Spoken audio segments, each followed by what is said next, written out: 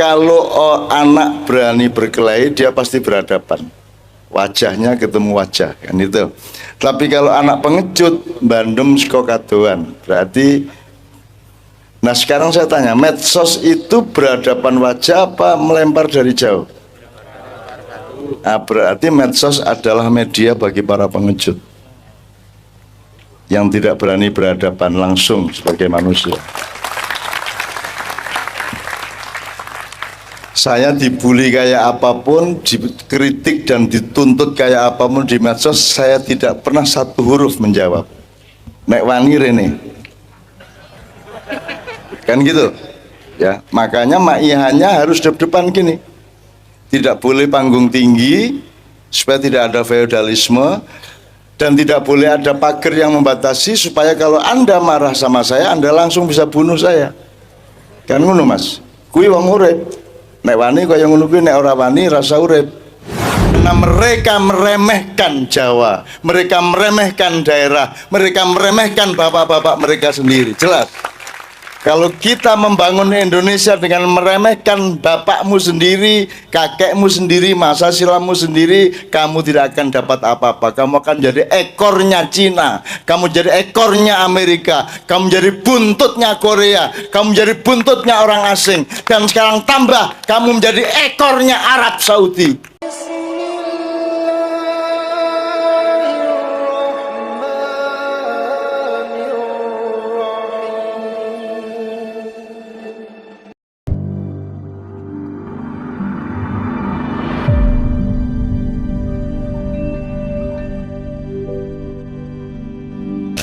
Begini teman sekalian, saya mau identifikasi dulu. Yang mahasiswa Visipol boleh angkat tangan.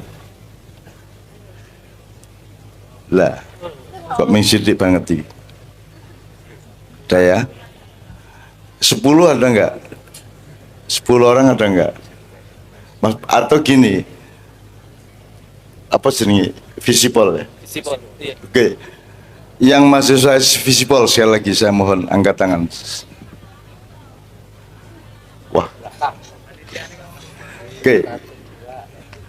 Tolong ya, nanti Anda pokoknya saya akan membutuhkan Anda. Nomor 2, gini aja, mahasiswa UGM.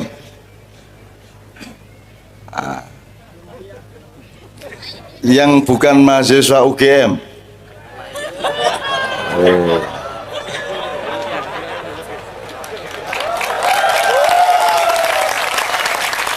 Ada satu kategori lagi yang bukan mahasiswa. Nah, lumayan Pak. Itu bisa jadi sudah lulus. Ning jane yo ora ya, jan yo ora. Ora tahu kuliah kayak. Oke, nanti kita akan cari bersama-sama. Gini, sebelum kita mulai dengan Kiai Kanjeng, medsos itu bahasa Jawanya kalau yang saya tahu itu swara tanpa rupa. Jadi ada suaranya, ada videonya, ada tulisannya, ada bunyinya, tapi tidak ada rupanya.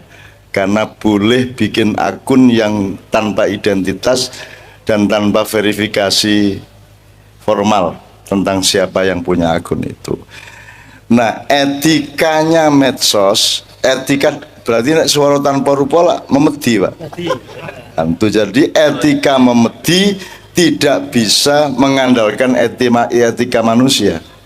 Jadi kalau beliau tadi mengatakan kita sudah punya etika lah, kira nek menungso Pak. Kalau Anda sekarang, Anda sama saya etika karena kita bermuwajah, kita berhadapan wajah. Tapi kalau di medsos kita tidak berhadapan wajah. Satu.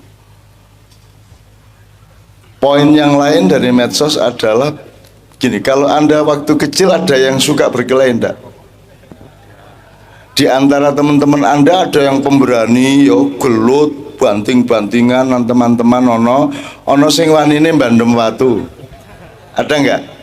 Yang beraninya dari jauh atau nanti berlindung sama bapaknya atau sama orang gede yang dekat sama dia, kan gitu. Jadi bedanya apa? Kalau anak berani berkelahi, dia pasti berhadapan. wajahnya ketemu wajah kan itu. Tapi kalau anak pengecut bandem saka kadoan berarti. Nah sekarang saya tanya, medsos itu berhadapan wajah apa melempar dari jauh? Nah, berarti medsos adalah media bagi para pengecut yang tidak berani berhadapan langsung sebagai manusia. Saya dibully kayak apapun, dikritik dan dituntut kayak apapun di medsos, saya tidak pernah satu huruf menjawab. Nek wani rene. Kan gitu. Ya, makanya maihannya harus depan gini. Tidak boleh panggung tinggi supaya tidak ada feodalisme dan tidak boleh ada pagar yang membatasi supaya kalau Anda marah sama saya, Anda langsung bisa bunuh saya. Kan ngono, Mas. Kuwi wong urip. Nek wani kaya ngono kuwi, nek ora wani rasa urip. Nek jen wani aja jomblo terus saya rapi ngono. Sikat. Temui calon mertua apa? Kowe maharmu apa? Puisi, Pak. Kesetiaan. Wow. Ya ning ya ora ana bapak sing gelem nrimo kaya ngono ki ora. Saya aja dulu mau ditembak sama calon mertua. Karena tidak jelas lho, Bu, iki anakku artis terkenal kelas 1. Ayune kaya ngono kerabi karo seniman ra cetha. Mampus aku wis.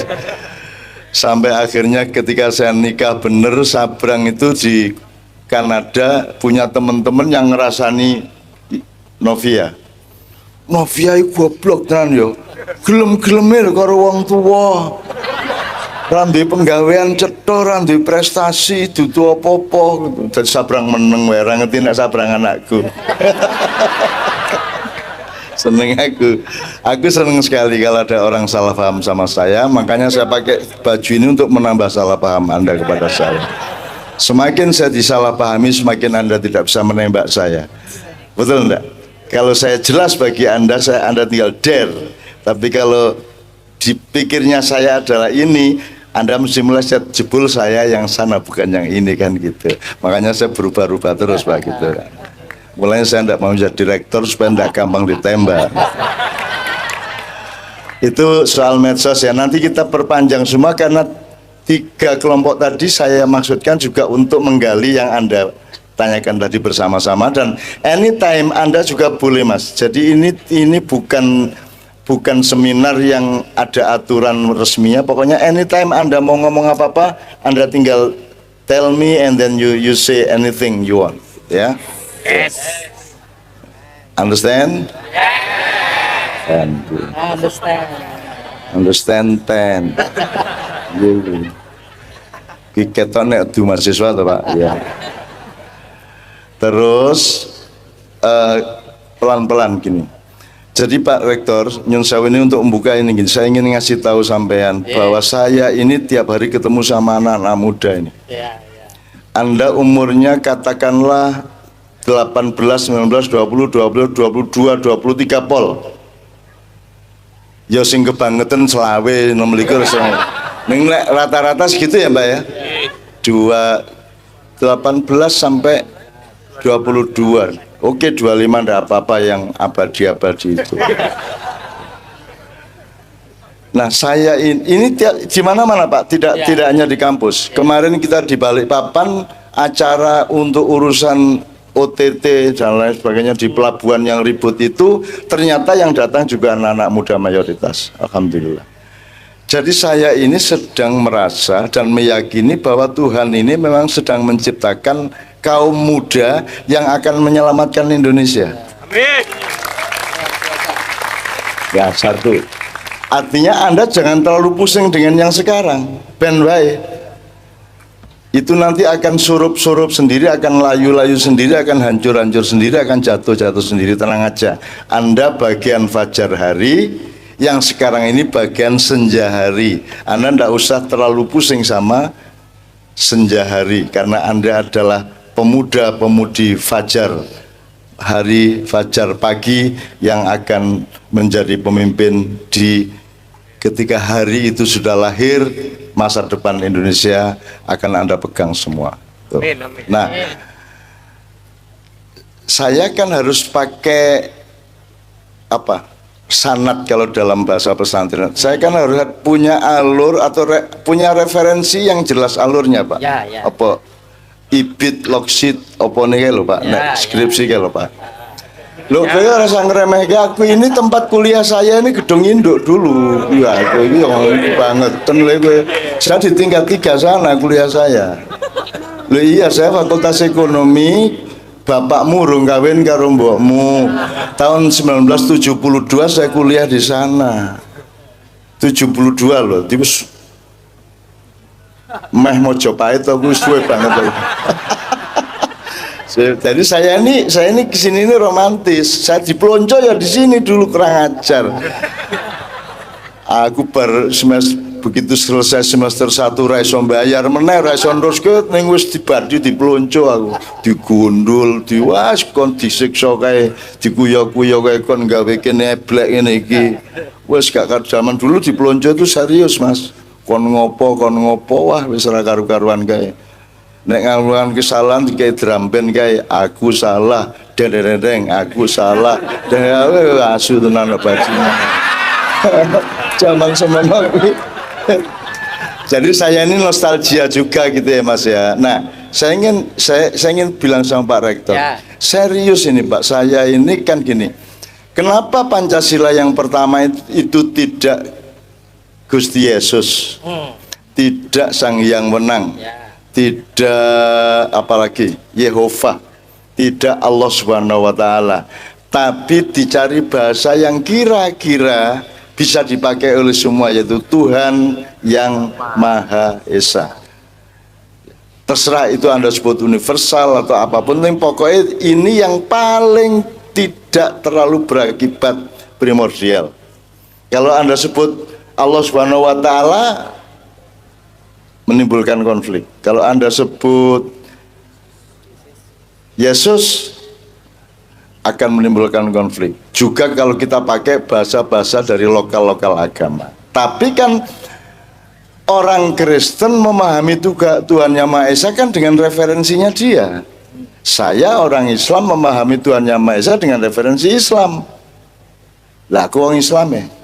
Kan begitu. Jadi yang penting Islam yang saya gali itu melalui simbol Tuhan Yang Maha Esa itu bisa bermanfaat untuk seluruh bangsa Indonesia, kan begitu. Nah saya misalnya ini kan jenengnya apa tadi? Artspiration. Artspiration ini saya kasih contoh aja untuk pintu-pintu aja. Kalau ngomong art, kalau yang dikenal di sastra atau diisi kan ilmu tentang kesenian, belum tentu kesenian. Pandangan tentang kesenian, jadi itu ilmunya, apa pandangan akademisnya. Nah, yang kita harus masuki misalnya, contohnya gini, kalau di SD itu orang anak yang sholatnya nilai sholatnya bagus adalah yang tahu zuhur berapa rakaat, wudhu urutannya gimana, dia bisa jawab. Ning urung tau wudu deh, ming apal nek wudu ngene. Sing nilai olahraganya bagus kalau ngerti ukuran lapangan voli berapa dia ngerti. Padahal pemain voli nasional belum tentu tahu ukurannya. Jadi kita ini bernilai baik sebenarnya tidak karena pengetahuan kita, tapi kita bernilai baik adalah kalau kita mengalaminya dan kreatif di dalam pengalaman itu, kan begitu. Demikian juga Tuhan Yang Maha Esa, misalnya art. Kalau ngomong art jangan hanya pengetahuan. Kalau Anda tahu art berarti gini, yang paling gampang dari Islam Pak. Kalau dalam fikih Pak, sholat itu yang penting Allahu Akbar nganti tahiyat. Yes. Itu sah sudah. Meskipun hatinya ingetnya pacarnya terus. Sah enggak Pak? Sah. Tapi itu sholat bukan itu. Nah, ternyata fikih, hukum, dan aturan formal itu sama sekali tidak mencukupi untuk keabsahan sebuah pekerjaan. Nah, kan gitu. Nah, khusyuk, sholat yang khusyuk berarti Anda punya totalitas hatimu ke Allah. Nah, saya tanya, kalau fikih itu ilmu, Tapi kalau khusyuk itu apa? Khusyuk itu art. Khusyuk itu art, seni. Itu nguyuh loh ya. Seni, itu seni. Khusyuk itu kan kenikmatan toh. Khusyuk kowe karo ndelok cawe tok, ya Allah. Kok iso ya irunge kaya ngono ya. Kuwi bapake sunate nganggo apa? Itu ya. Itu kekhusyukan. Jadi art itu tertinggi. Jadi ada benar, baik, indah. Dan agama itu sebenarnya puncaknya adalah keindahan. Nah, khusyuk itu indah apa baik apa benar, Mas? Indah. Nah, jadi kalau ngomong art inspiration, kita harus belajar. Ternyata Anda mahasiswa Visipol punya concern dan sadar dan bahkan secara naluriah sudah memanjat naik menuju art. Dan ini Indonesia kan tidak ada artnya blas toh, ya toh. Jadi orang-orang senine mengising toh. Nah, art kan seni toh, seni lah kencing toh. Iki kencingnya kurang ngising oke.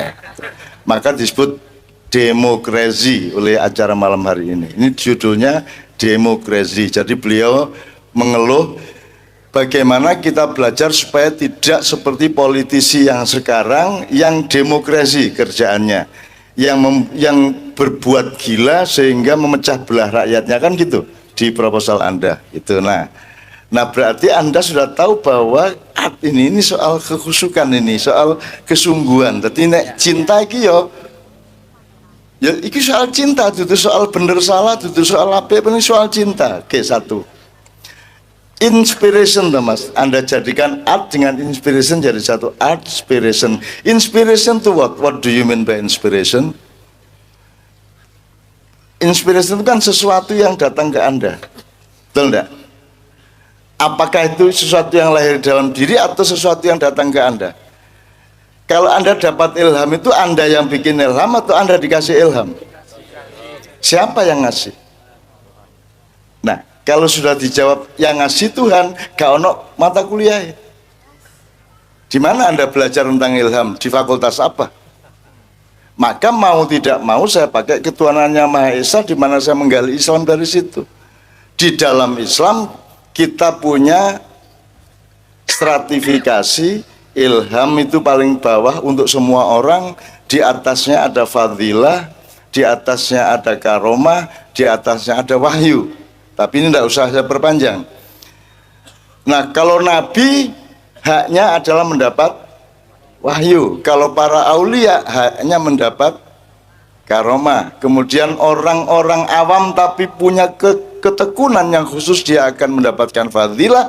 Dan untuk semua orang akan mendapatkan ilham atau inspirasi. Tetapi ini juga tidak benar-benar amat. Saya bantah-bantah sendiri pengetahuan saya. Sebenarnya tidak, Tuhan itu kalau gini, kalau wahyu itu emas 24 karat mamane ya. Nek karomah itu perak, nek fadilah itu perunggu. Nek kalau ilham itu apa wes? Timah ngono ya. Timah apa besi lah gitu ya. Besi tua gitu ya. Enggak gitu sebenarnya. Ketika saya mempelajari enggak gitu. Tuhan itu ngasihnya random aja dikasih. Tapi tergantung softwaremu. Bagaimana kamu mau online dong handphonemu Nokia pisang? Betul enggak? Jadi ternyata bukan Tuhan ngasih perbedaan inspirasi kepada manusia. Yang terjadi adalah Anda harus meningkatkan softwaremu, receivermu, daya tangkap, daya serap di dalam pikiran dan hatimu, supaya kamu mendapatkan lebih banyak meskipun tidak akan sampai ke tingkat wahyu. Kalau wahyu itu betul-betul default itu ya. Tapi kalau karomah ke bawah itu sebenarnya tergantung Anda. Jadi setiap orang bisa mendapatkannya, tergantung Anda kreatif apa enggak, Anda mengasah diri Anda apa enggak. Itu soal art Artspiration. Apa iki? Artspiration. Gabungan yang sangat bagus dan saya sangat senang. Berarti Anda membuka pintu kasyaf, Anda membuka pintu-pintu yang sebenarnya secara akademis orang tidak ke sana sama sekali. Ya Pak Rektor ya. Oke. Untuk itu gini, sekarang kita buka dengan Kiai Kanjeng. Tapi dengan keyakinan gini Pak Rektor, ini di nyun sewu karena saya kan belajarnya ya mau nggak mau ya dari Al-Quran Pak. Ya salah aku lah lulus. Saya nggak lulus di sini. Tapi jangan lupa saya ini tetap disayang juga sama Pak Rektor, sama Bapak dulu, sama teman-teman saya, adik-adik kelas saya. Rektor-rektor sekian kali itu kan adik kelas saya semua Mas. Kan gitu kan, dan saya ternyata tetap disapa oleh UGM. Saya ini anggota Kagama, coba gue. Jadi aku neng bandara ada ID-nya Pak, tak duduki Kagama. Oh, set. Nah, itu Kagama saya di samping SAR gitu. Dan kartu kepala penasihat keamanan PJKA. Jadi semua urusan kecopetan segala macam itu sebenarnya adalah dalam ayoman saya. Saya tahu siapa yang nyopet dan seterusnya gitu. Nah, saya belajar di Al-Quran dan Allah menyatakan di surat setelah kasus Ahok ya. Nah kemudian ada surat Al-Ma'idah 54 Pak Rektor. 54 itu Allah menyatakan kalau kalian murtad, maka aku mendatangkan kaum yang baru, aku menciptakan kaum yang baru yang aku cintai dan mereka mencintaiku. Dan mereka aku beri sifat dua, adzillah alal muslimin wa izzah alal kafirin. Kalau mau dijelaskan mohon izin. Jadi Anda ini menurut saya dan saya sangat yakini dan aku kecewa nek ora. Saya kecewa kalau tidak, ini saya berpuluh-puluh tahun ini saya menemani anak-anak muda ini, kalau ternyata bukan itu maksudnya Allah. Nek ngono ngopo biyen kok njadak ngangge ayat kuwi aku iki kapusan aku 20 tahun aku. Tego ngono ta aku gitu. Saya akan bilang sama gitu sama ini, saya yakin sama Anda. Ini benar loh Mas. Ini kita 5 tahun lagi berubah. Dan Anda yang harus ambil peran.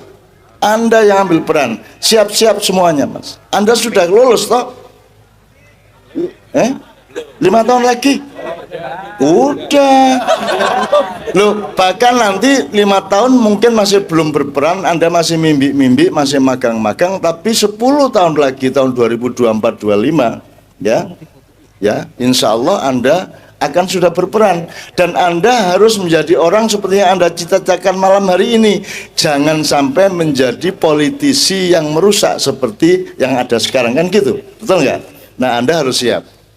Dan saya serius sama mereka Pak.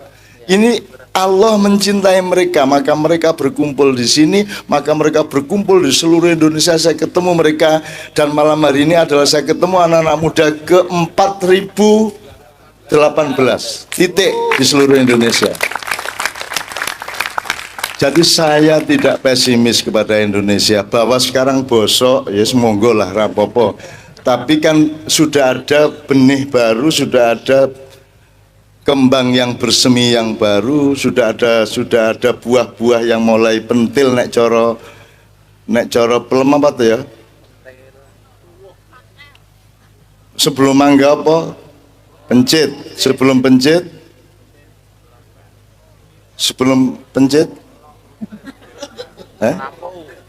Pendil.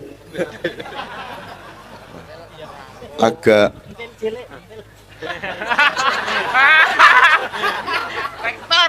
ya ini kita nih gagal transformasi juga di bidang bahasa.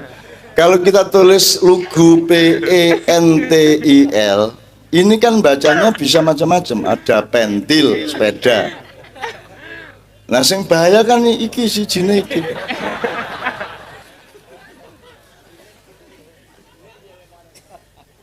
Tapi kan kalau saya sebut kata itu Pak, bahagia mereka Pak.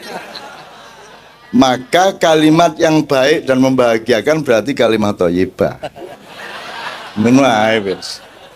Terus besok ngomong apa kalimat thayyibah? Wah, ngawur bocah-bocah. Ya oke. Jadi saya yakin sama mereka Pak. Dan malam ini bagi saya ini sebuah pekerjaan sangat spesial, di mana saya nyicil untuk bersama-sama anak-anak muda ini untuk siap tandang, matek aji, berjuang untuk membangun Indonesia yang tidak seperti sekarang, dengan kematangan ilmu dan kematangan budaya serta mental. Nah untuk itu yang pertama saya akan membaca. Saya lama ndak nulis puisi Pak, tapi untuk panjenengan ini saya nulis 2 puisi Pak. Luar biasa. Jadi musik Kiai Kanjeng saya gabungkan dengan puisi. Nanti ada beberapa workshop dari Kiai Kanjeng yang juga sifatnya harmonizing rhythm and tune. Sebenarnya tidak hanya not only rhythm but tunes ya. Jadi musik itu ada 3: bunyi, nada, dan irama. Oke. Sekarang kita langsung belajar bersama. Tolong sekali lagi yang mahasiswa Visipol angkat tangan 3 tadi yang di sana, Mas angkat tangan. 1, coba lagi. Berapa Mas di situ? 1, tolong maju langsung ke Mas Doni di sini. 1 lagi. Yang Visipol. Mbak. Oke. Silakan Mbak langsung maju ke depan. Bismillah. Ayo Mbak. 3 orang dari Visipol. Ayo Mas, maju ya. Tepuk tangan. Ya.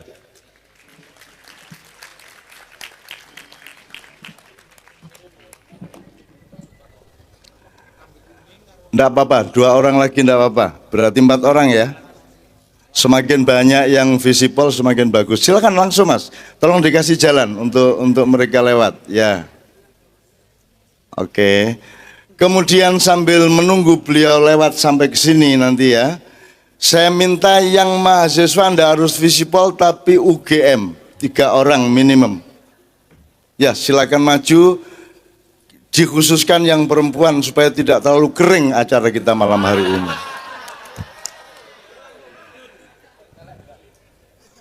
Mosok bolak-balik brengos air. Ayo Mbak, 3 orang yang dari UGM, fakultas apapun silakan ya. Oke. Sebenarnya tidak harus 3, mau 4, 5 boleh. Pokoknya ada 3 kelompok, masing-masing kelompok minimum 3, 5 boleh, bahkan 10 pun boleh. Silakan duduk dulu di situ ya. Oke. Ya. Sepatunya enggak usah dicopot.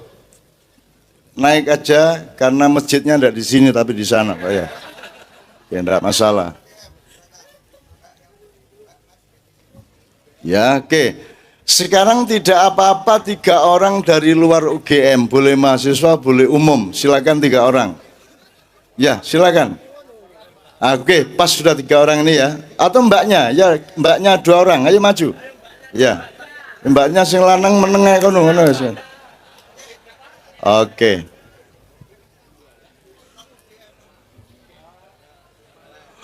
Oke. Sekarang tolong kumpul di satu sisi. Kemudian jadikanlah 3 kelompok. Berarti kalau bisa perempuannya dibagi, ya.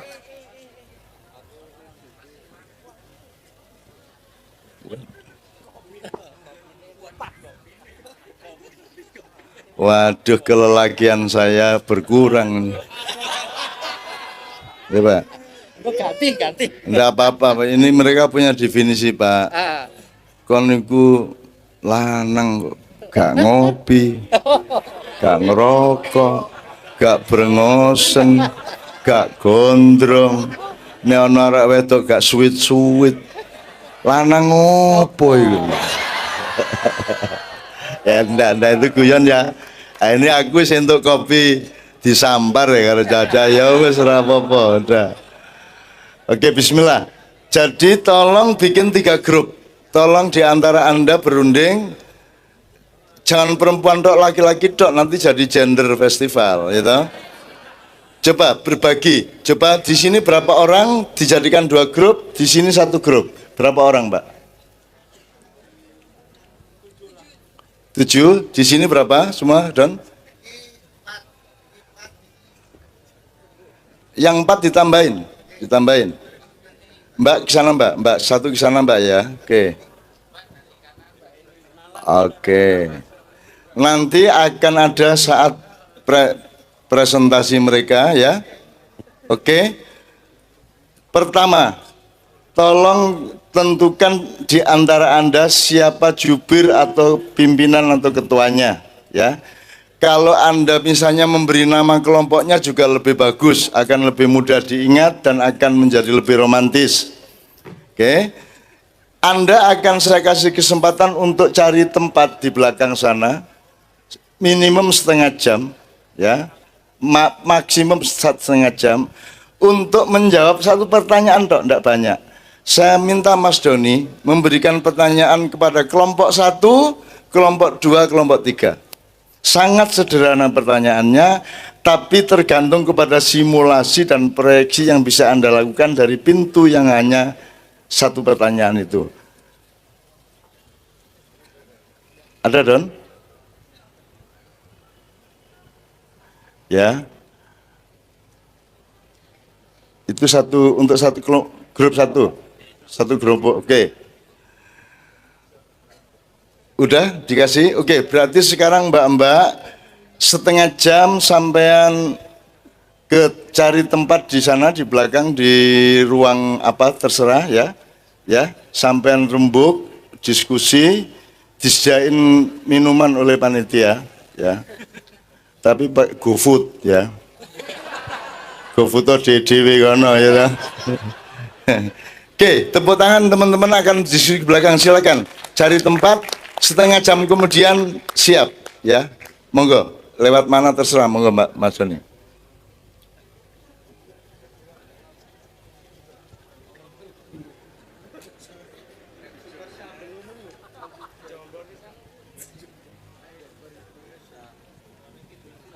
Oke, kita optimis karena banyak kaum wanitanya ya.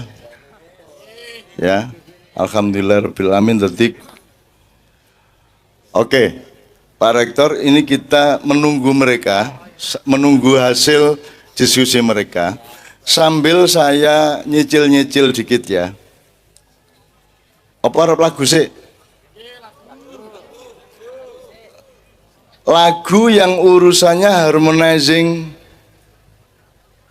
rhythm, tunes, and sound ya. Oke.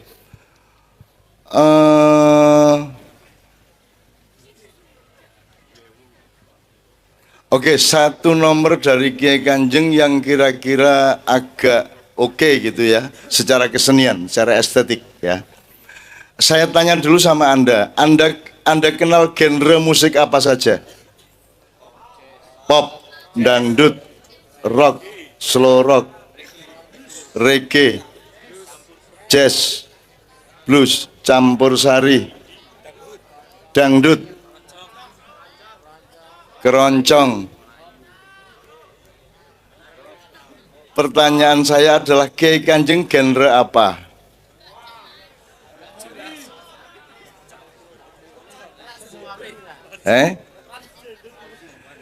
Jadi kalau politik ada genre PDIP, ada genre PKS, ada genre Gerindra, ada Perindo, ada Golkar, Nasdem dan lain sebagainya. Ya. Kiai Kanjeng adalah NKRI-nya. Jelas? Jelas ya? Kiai Kanjeng adalah Bhinneka Tunggal Ika-nya. Nah, untuk sampean tadi kan ngomong perbedaan itu ada yang memang harus ditegaskan dan disadari, tapi saling menerima satu sama lain. Ada perbedaan yang tidak boleh dipersoalkan. Misalnya bedanya bojomu kalau bojone tonggomu rasa kok urus gitu kan ya. Jelas ya? Jadi Anda harus bisa menemukan perbedaan, dan perbedaan itu ada bedanya, tidak semua perbedaan itu sama gitu ya. Ada perbedaan yang harus ditegaskan bahwa itu berbeda. Misalnya agama. Bukan agama semua itu sama. Kalau semua agama sama, ya tidak perlu pluralisme. Kalau gitu jadi satu agama aja. Ketuanya Gus Dur, kan gitu. Kan gitu. Agama beda dan harus ditegaskan perbedaannya dengan perjanjian saling toleran satu sama lain. Untuk toleran itu sebenarnya urusannya kan hak dan kewajiban, Mas. Saya kasih contoh ya. Hak dan kewajiban. Jadi urusannya gini. Kalau Anda tidak berhak, Anda tidak boleh ikut campur. Misalnya Anda bersyahadat. Oke, orang Islam. Islam syahadat. Aku bersaksi tidak ada Tuhan selain Allah dan Muhammad Allah. Saya tanya, syahadatmu itu dengan siapa? Kepada siapa? Kepada siapa? Allah dan Muhammad. Dengan saya enggak toh? Jadi boleh enggak saya ikut campur? Nah, kamu nanti nikah syahadat sama istrimu, kita bersepakat untuk menjadi suami istri, aku akui engkau sebagai istriku, engkau mengaku sebagai, boleh enggak ada orang lain turut campur? Not even your father, not even your parent, betul enggak? Enggak boleh ikut campur. Nah sekarang orang mau beragama saja, boleh enggak orang lain turut campur? Enggak boleh. Sholat, kamu sholat untuk siapa? Untuk saya enggak? Untuk Pak Rektor enggak? Bukan, ya. Jadi Pak Rektor sama saya boleh enggak ngurusin sholat Anda? Enggak boleh. Bahwa Anda membuka diri terus tanya Pak Rektor enggak apa-apa. Tapi enggak boleh saya sama Pak Rektor nyelonong marah kepada Anda. Anda tahlilan, Anda apapun, melakukan apapun. Kalau itu tidak terkait sama hak saya tidak boleh ikut campur. Yang membuat pluralisme ini kacau, yang membuat perbedaan ini menjadi sumber konflik adalah usil. Turut campur yang bukan haknya, betul enggak? Loh, itu bukan hakmu. Bukan hakmu sama sekali.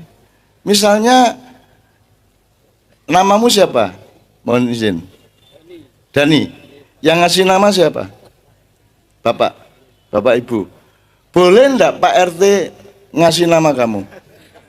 Lah iya Pak RT rasa melu-melu toh, biarin toh bapaknya ngasih nama apa. Sekarang ini coba Anda hitung, apa saja yang orang pada usil. Kenapa Anda kan Dani anaknya Pak itu, kenapa Anda harus menjadi seperti yang saya inginkan? Kalau Anda tidak seperti yang saya inginkan, saya marah, kan begitu kan? Nah, ini lebih diperparah lagi kalau dalam politik, asal seseorang itu menang dianggap benar. Kalau kalah berarti salah, kan gitu. Ini lebih parah lagi nih, lebih kepleset lagi.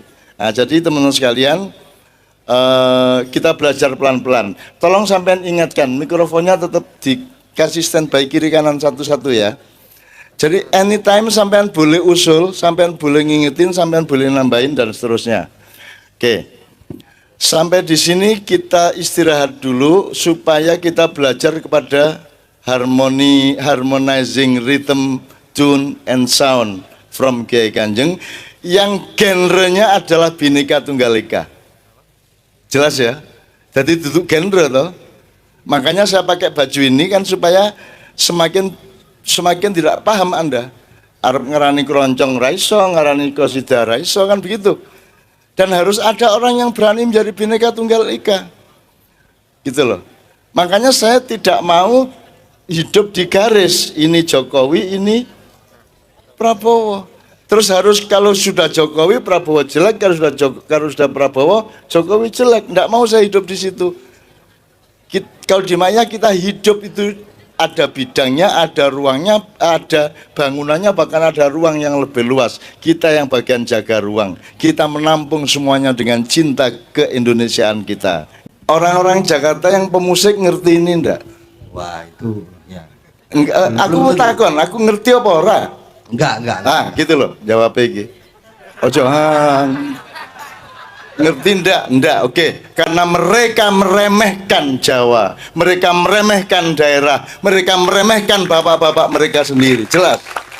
Kalau kita membangun Indonesia dengan meremehkan bapakmu sendiri, kakekmu sendiri, masa silammu sendiri, kamu tidak akan dapat apa-apa. Kamu akan jadi ekornya Cina, kamu jadi ekornya Amerika, kamu jadi buntutnya Korea, kamu jadi buntutnya orang asing. Dan sekarang tambah, kamu menjadi ekornya Arab Saudi. Saudara-saudara sebangsa dan setanah air, aku nyatakan mulai hari ini, wahai dunia, bardoken dewe-dewe. Rumah saya ini serius saya, Pak. Aku ini keguyon, no. Urung wayahe serius ngono wis wayahe. Oke. Kalau bukan jazz ya jazzy, ngejazz sedikit gitu ya, karena kita nggak berniat jadi pemusik jazz. Bahkan kita tidak berniat jadi pemusik. Kiai Kanjeng itu tidak jadi pemusik, tidak apa-apa. Yang penting bisa melayani, bisa mengakomodasi, bisa mengharmonisasikan masyarakat di mana saja yang ditemui. Jadi bukan soal menjadi apa, menjadi siapa, tetapi apa yang kita lakukan. Mengindonesia apa tidak, Bhinneka Tunggal Ika apa tidak, kan itu yang kita lakukan, Pak. Bukan siapa kamu, tapi apa yang kamu lakukan, betul nggak? Jadi ini tadi tiba-tiba Mbah Geol jadi penyanyi jazz. Mbah Geol itu karo mendelik panjang wis wayahe mendelik ya. Arep ora mendelik piye ya. Nyun sewu, beliau ini belum 3 bulan yang lalu ditinggal istrinya, dipanggil Allah Subhanahu wa taala, sehingga Anda harus bersimpati kepada beliau. Sekarang beliau agak kebingungan dalam suatu hal.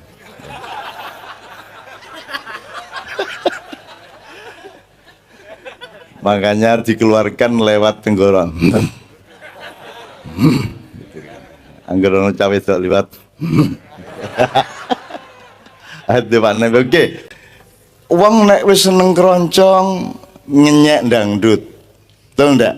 Kalau orang sudah musik pop meremehkan keroncong, kan begitu sekarang ini kita hidup ini.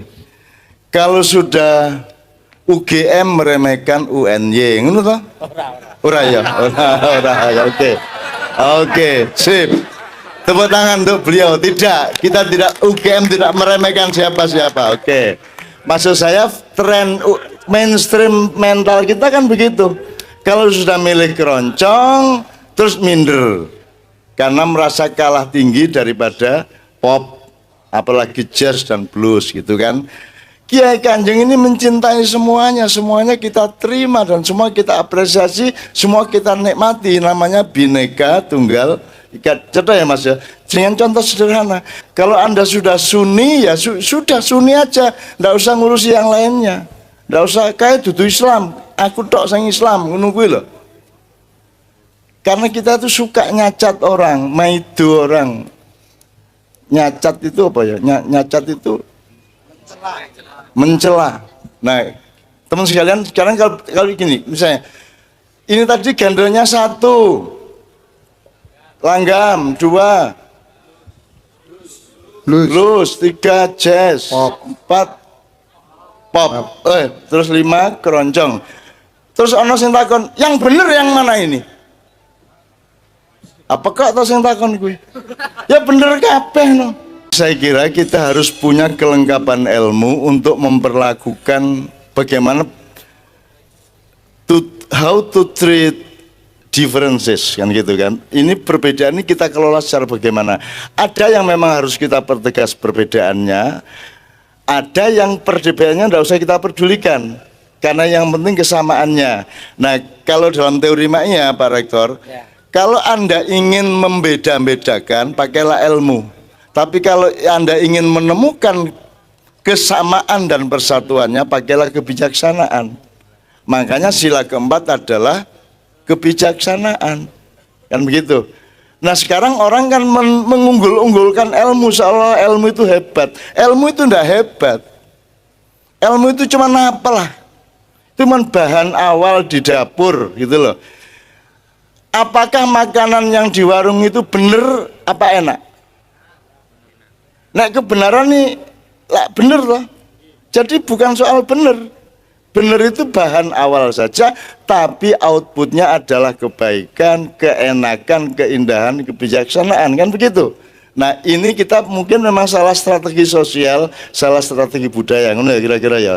Terakhir, sebelum saya juga minta respon dari Pak Rektor dan semuanya. Kalau di teman-teman ini ada teori, coba siapa yang bisa menjelaskan? Kita punya teori cangkul, strip, pisau, pedang, dan keris. Siapa yang bisa menjelasin? Yang sudah sering mendengarkan. Kalau ngurusin negara itu. Treatment termasuk untuk soal pluralisme segala macam. Yang bisa menjelaskan, bisa nolongin saya. Orang ono sing iso. Apa urung tau krungu? Oh ngono. Oke, jadi sing camayan ngarep tok. Berlagak mayan jane ngenteni panganan brurano panganane ya ta. Ini nunggu ini pura-pura ikut pengajian, tujuannya makan malam. Biasanya kan ada Pak, malam ini kapusan gile. Gini Pak, kalau rakyat itu kan bekerja, bekerja itu lambangnya apa? Kalau di desa cangkul, arit, pisau, ya, palu, apa, sak piturute. Jadi rakyat pekerjaannya adalah bekerja.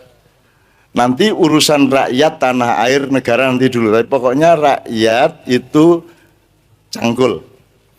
Tapi orang mencangkul, orang mencari makan, mencari nafkah harus aman. Maka dibutuhkan negara dan pemerintah yang mengamankan mereka. Maka pemerintah dan pejabat itu pegang apa? Pedang. Jadi kalau gubernur pegang pedang, presiden pegang pedang untuk mengamankan orang mencangkul. Simple toh? Oke. Yang kita tidak punya itu yang di atasnya, yaitu keris. Keris itu apa? Pusaka wis. Nek keris klenik, makruh, syirik, pusaka wis. Nek pusaka lak dhewe toh? Oke. Pusaka itu apa Pak? Harga diri kita, kewibawaan kita, martabat kita, kasepuan kita. Ini yang di Indonesia sudah tidak diurus sama sekali. Dulu diwakili oleh MPR, Dewan Pertimbangan Agung, sesepuh-sesepuh keindonesiaan dan seterusnya. Dulu kalau di dalam struktur pemerintahan diwakili ada negara, ada pemerintah. Itu beda. Ya, nanti itu salah satu pertanyaan kepada tiga kelompok tadi. Jadi tak kembalikan ke cangkul, pedang, keris. Keris ini orang-orang tua yang sudah tidak ingin berkuasa, orang-orang tua yang tutwuri handayani, orang-orang tua kayak Ma'iyah ini. Kita sudah ndak berebut, kita nolongin semuanya. Kita NKRI gitu ya. Oke. Sekarang saya tanya, kalau yang pegang cangkul kan mencari makan. Kalau yang pegang pedang, gimana caranya makan? Gimana supaya mereka makan? Dibayar oleh yang pegang pacul, cangkul. Jadi pemerintah adalah pembantu rumah tangganya rakyat yang dibayar oleh rakyat. Disuruh pegang pedang untuk jagain supaya rakyat aman dalam bekerja. Jelas yang teman sekalian ya? Jadi salah satu kesalahan kita sekarang itu adalah yang pegang pedang, pedangnya dipakai untuk hayo kan gitu. Akhirnya yang pegang yang pegang cangkul itu setor kepada yang pegang pedang. Nah, Anda ini nanti kan akan pegang pedang. Kelak Anda akan pegang keris. Saya ini kan cuma punya keris. Itu pun kerisku dewe. Dan tidak ada gunanya kecuali untuk kalau jengking ya. Jelas ya Mas ya? Pak, ini simple nggak Pak? Simple Pak, simple ya Pak ya. Sampai di sini Mas, sebelum kita ini kalau ada respon silakan. Sampai di tahap ini. Termasuk soal perbedaan tadi kita sudah coba jelaskan, ada perbedaan yang memang harus kita tegaskan, tetapi dengan catatan itu banyak sebenarnya ilmunya. Ada Mas? Respon kalau tidak ada, sebelum teman-teman tadi datang saya minta langsung Doni sama jijit. Untuk mempelajari, pertama untuk mempelajari, kalau kita dari Sunan Kalijogo Pak Rektor, Ya. Sunan Kalijogo itu murui mbah di sebuah desa di Lamongan Timur, di puncak gunung, di puncak bukit. Jadi orang bikin ambengan, tahu Mas ambengan? Ambengan itu sego dijelembreng, ditampah, terus dikasih lauk-lauk di pinggirnya. Sunan Kalijogo nambahi yo, le tak tambahi rapopo yo, tak usuli yo, dijangkepi jajan pasar, akhirnya dicari jajan pasar, terus dikasih 3 kembang Pak, kembang mawar, kembang kenongo, kembang kantil. Nah ini tolong para pluralis dan pembelajar modern itu jangan terlalu meremehkan orang-orang dulu toh. Orang dulu itu sederhana sekali cara mengajarinya dan sudah mempraktekannya. Indonesia adalah jagoan pluralisme sedunia. Tidak ada negara di dunia yang keragamannya melebihi Indonesia, ya. Tidak ada. Dan kita aman-aman saja. Yang bingung dan penting kan menengah ke atas. Kalau bawah itu rano popo le, rano popo. Ambok beto ra masalah, setan karo kuwe ya bendino bareng-bareng ra masalah. Nah, mawar itu menurut Sunan Kalijogo lambang dari keragaman bunga-bunga di kebun. Diambil yang paling indah mawar. Jadi mawar itu lambang dari bineka, ya. Bineka itu berarti ono A, ono B, ono C, ada A, B, C, D, E, F. Jadi ya. Terus gimana kalau ada A, B, C, D, F, ada Jawa, ada Sunda, ada Madura, ada Bugis, ada Mandar, ada Batak, ada macam-macam semua. Ada Islam, ada Kristen, ada kebatinan, ada macam-macam. Ada mahasiswa, ada pengusaha, ada rakyat biasa, ada pedagang, ada macam-macam. Semuanya macam-macam ya, itu namanya mawar. Nah, setiap A, B, C ini kenongo. Kenongo itu apa? Kenongono, kenong ini. Boleh, silakan. Kenongono, kenong ini boleh. Setiap madhab, setiap aliran, setiap pendapat punya hak yang sama untuk berekspresi dengan syarat kudu nganggo kembang kantil. Artinya kantil itu tetap Bhinneka Tunggal Ika. Meskipun kamu beda sama yang lain, tetap kita adalah saudara sesama hamba Allah, saudara sesama bangsa Indonesia, saudara seumat, saudara semua, gitu ya.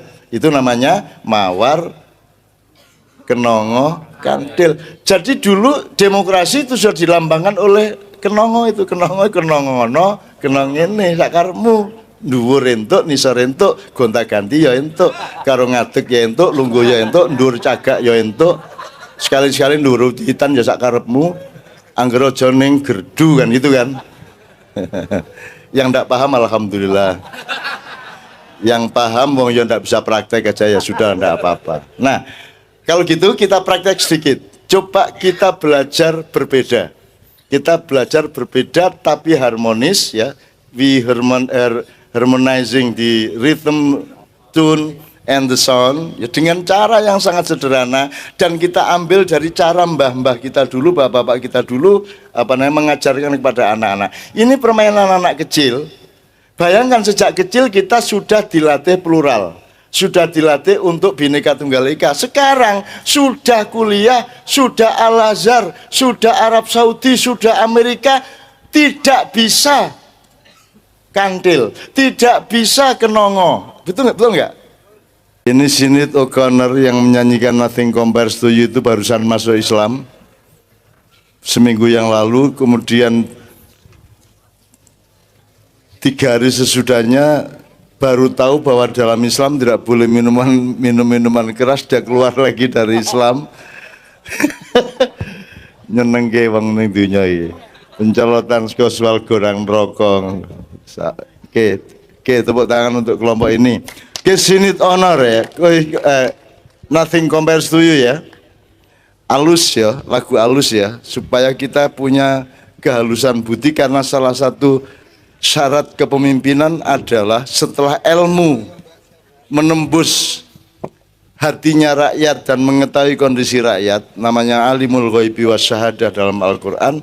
Syarat berikutnya sebelum menjadi raja, sebelum menjadi pemimpin, sebelum menjadi gubernur atau apapun jabatannya adalah Rahman Rahim, yaitu Anda punya kelembutan hati yang menjadi alat untuk menyayangi dan mencintai rakyat Anda dengan segala kondisinya.